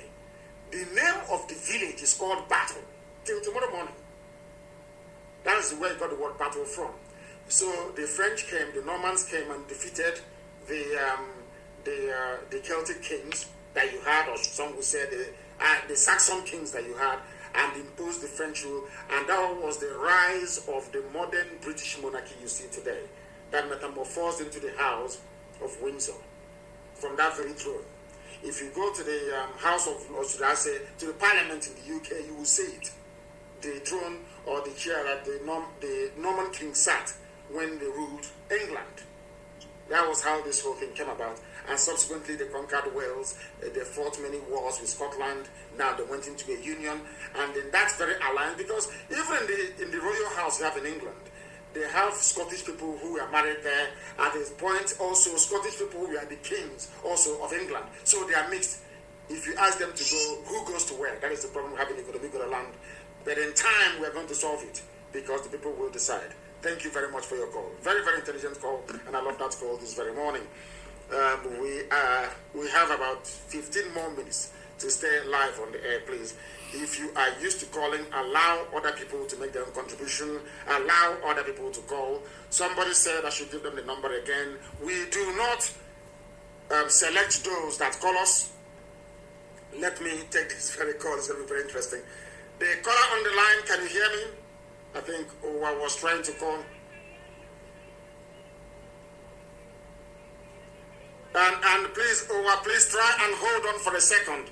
I am trying as much as I can to get your call to come out on speaker. I am trying the much I can. Please hold on. Give us your name again and where you're calling from, please. Yes, sir. Mazi, good morning, sir. I love you very much. My name is Uwa Sophia Obaze. I love you, sir. You know, if I can take your brain and put it on my own, I could have been very happy. Thank you, sir. Sir, I want to thank you, sir, for all what you are doing for us. That's my own contribution is that, sir. Thank you for the answer you give to our sister from Spain. I love that answer because I've answered it many, many times. You can't drive the people there away. They have stayed there for 800 years, so we cannot drive them away. People have to decide their fate. So I'm not going to talk about that one because you have answered the question.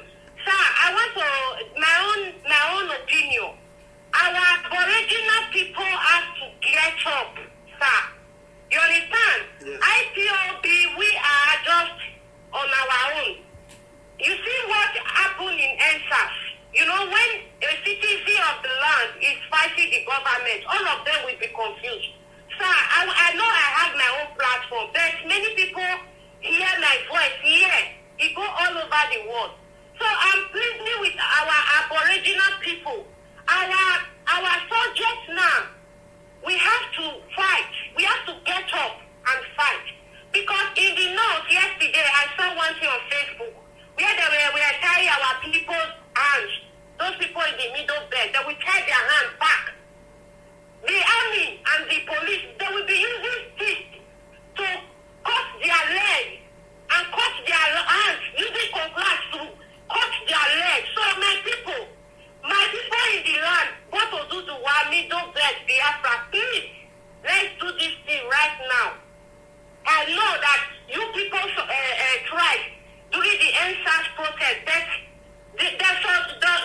our government, the useless Zoo Republic, they oppress you with their gun and bullets. But this time, my people, please, we have to stand up and do it. Because our girls that they are calling me, they are in the custody. They are beating them, raping them. They are not even giving them food. Please, my people of Biafra, people of Arewa, people of Oduduwa, please, let's do it.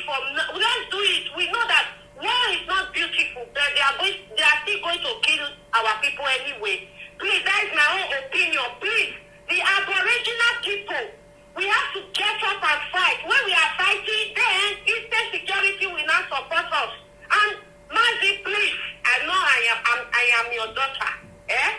Please, when we get up next time, I know you like to praise us so that we do more. But don't talk. Don't just talk. Let our people deal with the Zoo government. Because we have been suffering for a long time.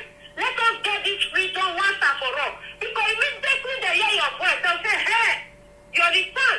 So let our people deal with the Zoo government.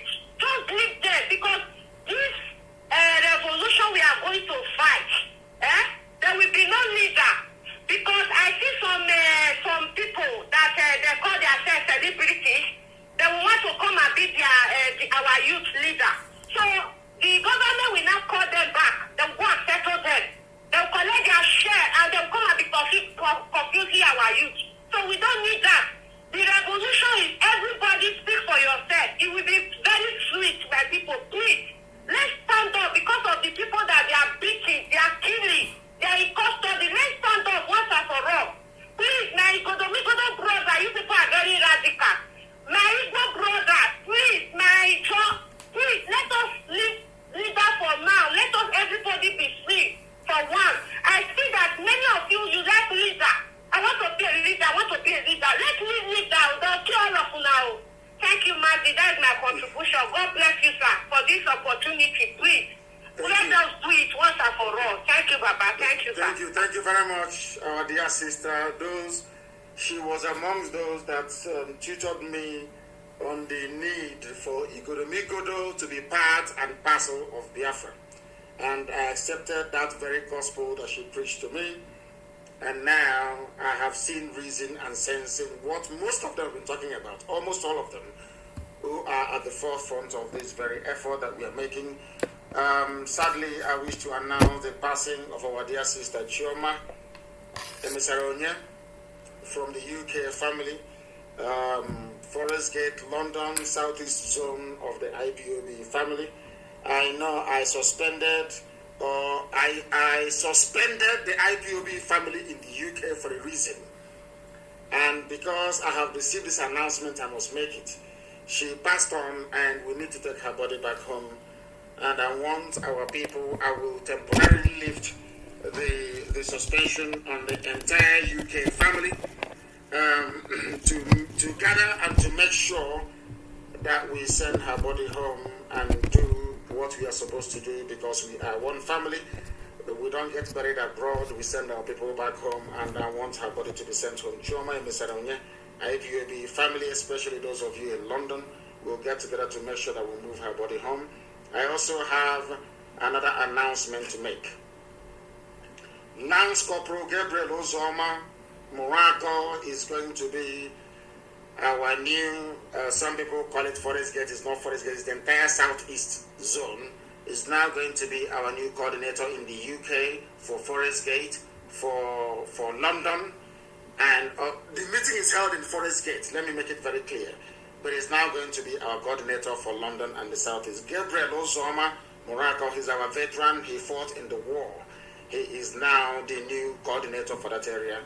And he replaces Ozuoka, whom I am moving to a special office under me. He'll be working directly under me. He is the replacement for Ozuoka. And Ozuoka, if you're listening, please give Gabriel Ozoma Morago, he's our veteran. Lance Corporal Gabriel Ozoma Morago is now the new coordinator for London and regional coordinator for Southeast. Give him all the support and help that he needs. And I will announce the portfolio for Ozuoka in the coming days and weeks.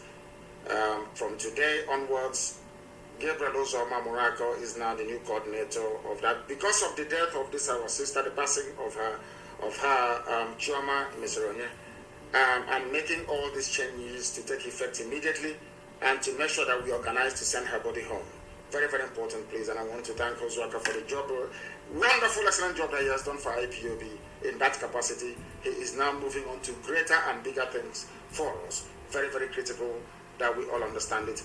And I am waiting. I have a new coordinator for the UK because Dr. Justice Okachi is now the head of our medical corps. He's a medical doctor, and he is the head of medical corps of IPOB all over the world. Not just previously the UK national coordinator, but now the head of our medical corps all over the world.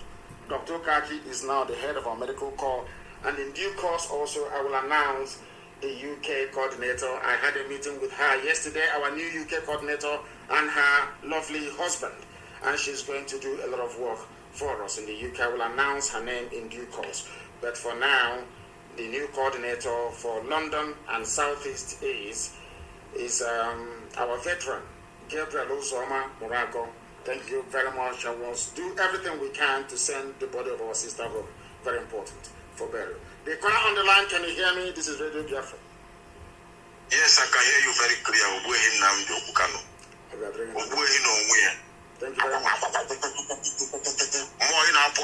Thank you very much. Thank you. Please, I just want to just drop this because it has been a long time I never get you. My name is Mazi Nnamdi Kanu. We come in a name. Italy comes to Wednesday goes away. Because he had no one day, he has slave trade maybe in Anabani. Then I had no missionary and colonization maybe in Anabani. Only Bundibani is killing our people now. No Bundibani, no Bundibani, take it out. We are more to no Munanine. They want to money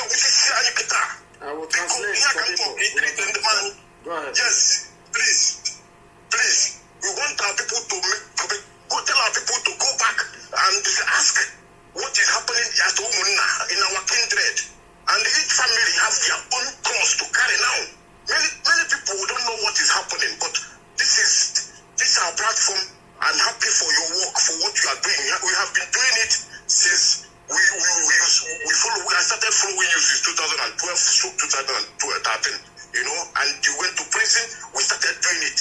Yes, Obindiche stand for you. Obindiche stand for you. The one Oboyi is leading. You understand me? Yes. They have gone far. They have gone far. So that as you are today, Obindiche know who you are, and they stand for you. Nothing will happen to you. Anybody that talk against you is feeling the pains immediately. Thank you very much, Mazi Nnamdi. Thank you very much, my dear brother. The way he spoke when he started was so sweet. I didn't want to cut him out because, like English language, you know, you need to learn and study your language for you to grasp it very well. There are vocabularies, there are words that are not used on everyday basis. Unfortunately, when colonial masters came, we stopped developing our indigenous languages. We stopped adding new words to it, and only decided to learn. I'm not saying English is a very beautiful, very fantastic language. I love it very much. After all, the greatest country in the world, USA, is using English language. So there's nothing wrong with it. But we also need to develop our own. What it's saying, in essence, is that the effect of colonialism and the influence of Europe has been very, very damaging to our psyche and our way of life. There's something called Omona, which is a collection of the kindred. If you don't belong to Omona, you are nobody. In fact, in those days, when you're removed from Omona, you go and die. It is everywhere across the entire Biafra land, from Lower Basin, Igene is in Idoma, everywhere. That is how you know. But in Janjaweed, they don't have it. People ask me all the time, oh, where is Biafra boundary? How do we start? Where do we go? Who are we? And I said, do you have Omona? Omona is a collection of the kindred. You must belong to it. If you don't belong, you are nobody. Janjaweed, they don't have it, but we do. That's why we are special, and we are Biafrans. The caller on the line, can you hear me, please? Your name and where you are, if you may.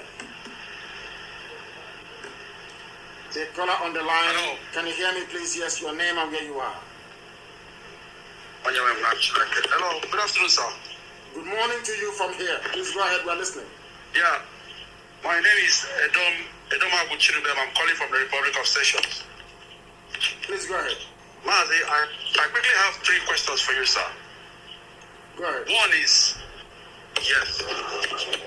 My first question is, considering I was meant to understand that the miracle that happened to our people when they were living from Israel, from Egypt down to the Promised Land, also happened to the progenitors of our ancestors when they got to the Amambra River. Is that true? Or you say that's my first question? That is true, because the Amambra River, if you on low tide, you will see stones on the floor on the bed of the river. We had a marched and crossed. The same thing happened. If you go to Amambra on low tide, that is why our tourism will be the best in the whole world when Biafra comes. We'll go and show you where our progenitors, the last wave of the migration that came from the Afar region of Ethiopia, marching through the East Central Africa, marching through the Congo, Gabon, Cameroon, that came into our land. We will show you where they crossed and settled at Umwe and Akule. Thank you, Machinake. Yes. Thank you. Then my second question is, considering our genetic Hebraic heritage, why was it that the synagogue was not scattered across Biafra land the way churches are today? That's my second question before I go to the last one, sir. Because in our land, we are made up of 3 people, 3 migration, 3 groups make up Biafra land. The first, you have the original people in the land. I will give you the same biblical analogy. When the Israelites were moving into Jericho, for instance, and the wall of Jericho fell, there were some people from Jericho that survived that very onslaught. They survived it. Okay. There are some people who were still indigenous to the land of Canaan before it was taken over by children of light, by Israelites. They remain there. In our case, it is not different. We have the ancient people, the old people, they were still there. The first wave came from Egypt. They came through Sudan, through Yoruba land, and they settled in our land, through Yoruba, and they settled. Second wave. I want to let the world understand that 3 distinct peoples make up Biafrans all over the world. The first are the original people, the people that know how to process palm oil. Palm oil, the original people. They are called the Bijango people that are now only found in Guinea. That is why if you go to Guinea, the same way we process palm oil is how they process it. They are called the Bijangos, the ancient people, the very old people, the oldest people on the face of the earth. That was why when the second wave came, that brought Igbo language with it. That is why there are similarities between Igbo and Yoruba language.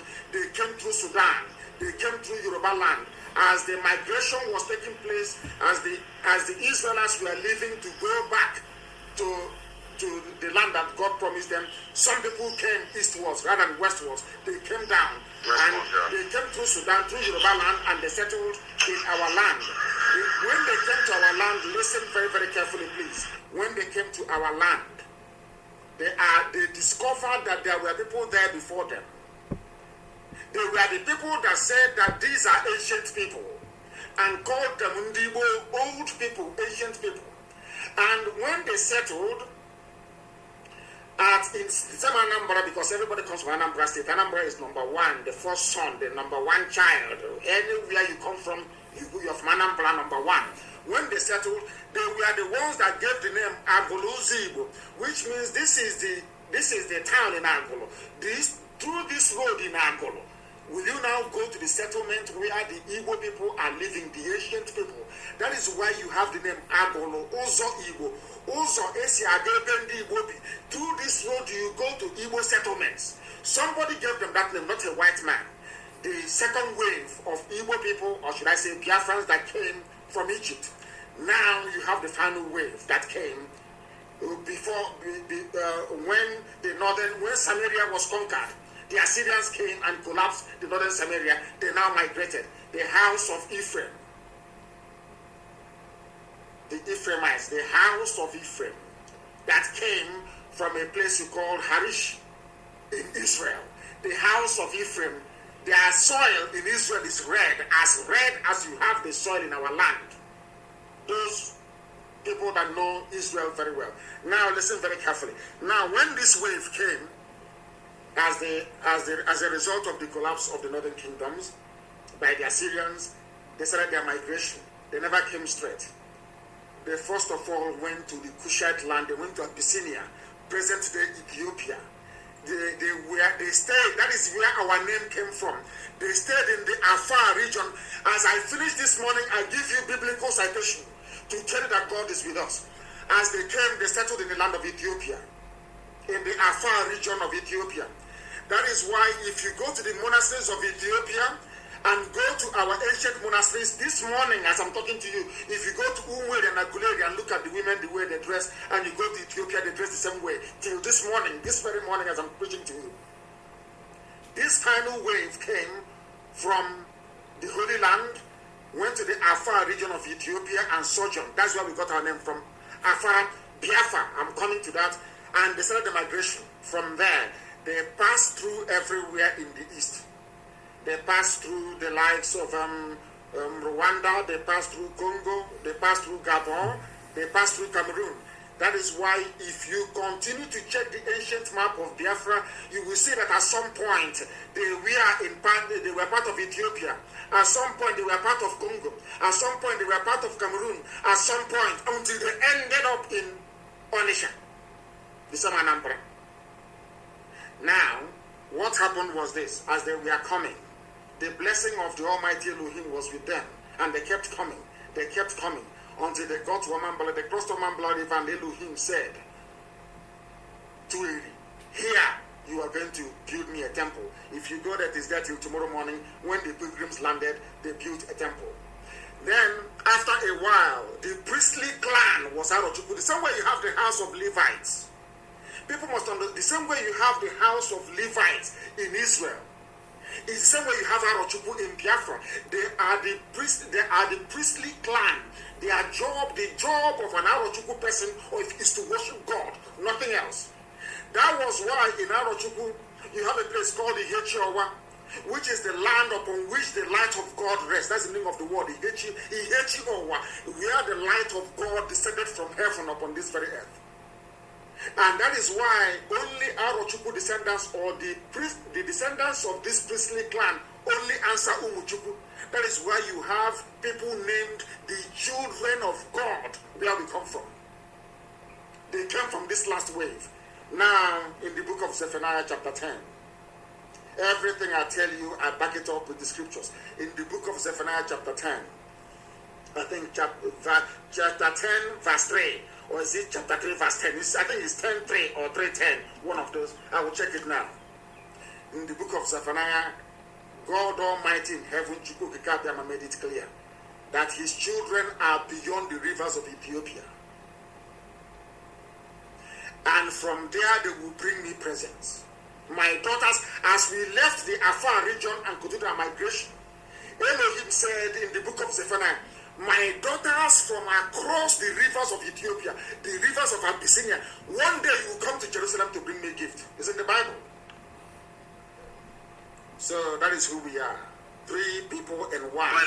The perfect Holy Trinity, if I may say that. Please go ahead. Okay, thank you, sir. Then my last question is, where is the Ark of God domicile? Is it in the blessed and holy land of Biafra, or in the land of the Prince of God, which is Israel, or with the kleptonomians as they used to, as we know them with? I think that the Ark of the Covenant rests in Ethiopia, in the Actum region. That is my belief, the original one. Because when the house became corrupt, when the house of David became corrupt, because of course David gave birth, or they said slave to the Queen of Sheba, and gave birth to the Menelik dynasty of Ethiopia, the Amhara dynasty of Ethiopia, that later became Ethiopia. And when the son was being smuggled out of the palace, the priest, they said, this is a legend, the priest of the holy house took the original Ark of the Covenant and gave it to him to take to Ethiopia for safekeeping.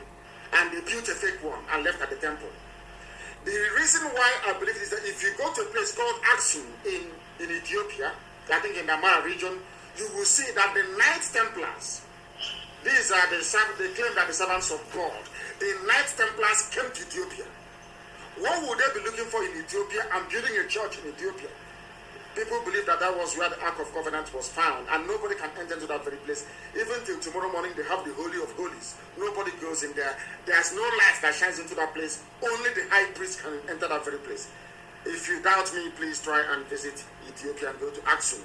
You see, I think Aksum is in Tigray region. It's not in I think there's a war going on there right now. But all of these things are found there. Why would white people leave France, Scotland, England, Germany, Spain to come to Africa? What are they looking for? They come to look for the original Ark. Because when they took over the Temple of Solomon in Jerusalem, they were told that this Ark is fake, that the original one is in Ethiopia, and they came to Ethiopia and they built a church made of stone inside the ground to cover the Ark. So the legend says. Thank you very much.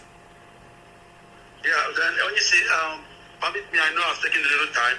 I just want to tell our people something. That one thing future generation will be thankful for you for is the ability to make us reason like proper human beings.